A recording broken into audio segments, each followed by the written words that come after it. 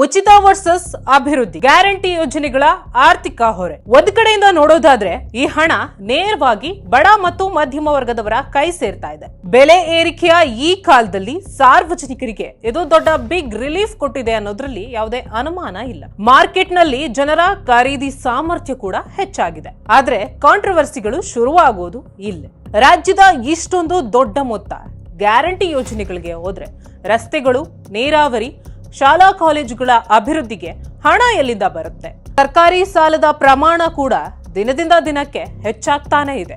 ಹೊಸ ಪ್ರಾಜೆಕ್ಟ್ಗಳಿಗೆ ಫಂಡ್ ಸಿಗ್ತಾ ಇಲ್ಲ ಅಂತ ಅರ್ಥಶಾಸ್ತ್ರಜ್ಞರ ವಾದ. ಒಂದ್ ಕಡೆ ಜನರಿಗೆ ತಕ್ಷಣದ ನೆರವು, ಇನ್ನೊಂದ್ ಕಡೆ ರಾಜ್ಯದ ದೀರ್ಘಾವಧಿಯ ಅಭಿವೃದ್ಧಿ. ಈ ಎರಡರಲ್ಲಿ ಸದ್ಯದ ಪರಿಸ್ಥಿತಿಗೆ ಅತಿ ಮುಖ್ಯವಾಗಿರೋದು ಯಾವುದು ಅಂತ ನಿಮ್ಗೇನನ್ಸುತ್ತೆ? ಕಾಮೆಂಟ್ ಮಾಡಿ ತಿಳಿಸಿ. ಇದು ಈಡನ್ಸ್ ನ್ಯೂಸ್. ನಾನು ಸುರೇಖಾ ಸುರೇಶ್.